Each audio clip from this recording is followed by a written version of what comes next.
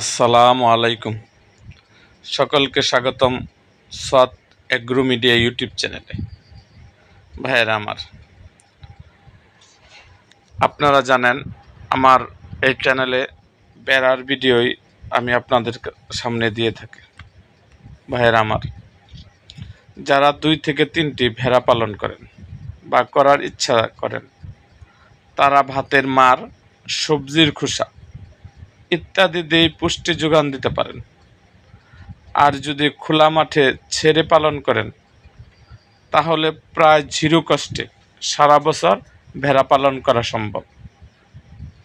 কিন্তু যখন সংখ্যা 10টির বেশি হয়ে যায়, তখন শুধু ভাতের মার বা সবজির খোসা যথেষ্ট নয়। তখন কম খরচে গরম ভাত তৈরি বা দানা খাবার মিশ্রণ করতে হয়। ভাইয়েরা আমার, আপনারা 2 থেকে 3টি ভেড়া যখন পালন করবেন, তখন আপনাদের দানাদার খাদ্যর প্রয়োজন হয় না। আপনাদের যে উচ্ছিষ্ট রান্নাঘরের যে ভাতের মার এবং আপনারা যে সবজিটা কাটেন, এই যে যারা ফেলে দেন সবজিটা, খোসাটা, এটা দিয়ে আপনারা ভেড়া 2 থেকে 3টা ভেড়া পালন করতে পারবেন। আর যদি মাঠে ছেড়ে পালেন, তাহলে তো কথাই নেই। এটা আপনার 0 কষ্টে 0 খরচে আপনার ভেড়া পালন করা আপনাদের সম্ভব। কিন্তু এটার সংখ্যা যদি আপনার 10-এর অধিক হয়ে যায়, তাহলে এই শুধু ভাতের মার দিয়ে আপনি ভেড়াটা পালন করতে পারবেন না। এবং ওই যে সবজির খোসাটা হবে, এটা দিয়েও যথেষ্ট না। এই জন্য আপনাদের কী করতে হবে?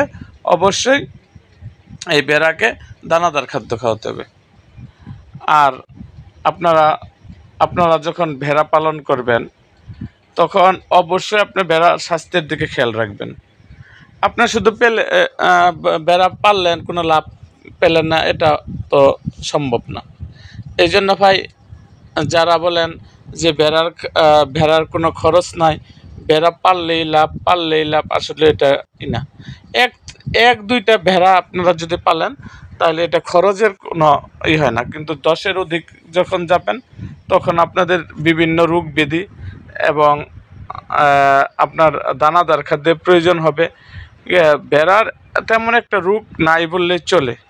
তারপরে ভাই অনেক সময় ভিটামিন, মিনারেল অনেক কিছুই লাগে।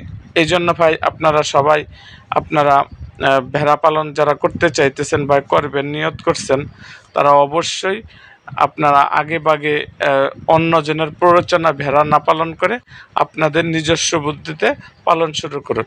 সো আজ এই পর্যন্তই। দেখা হবে আমার অন্য কোনো ভিডিওতে। তার আগে যারা আমার সাদ এগ্রো মিডিয়া ইউটিউব চ্যানেলটিকে সাবস্ক্রাইব করেন নাই, তারা অবশ্যই সাদ এগ্রো মিডিয়া ইউটিউব চ্যানেলটিকে সাবস্ক্রাইব করুন এবং পাশে থাকা বেল আইকনটি বাজিয়ে দিন।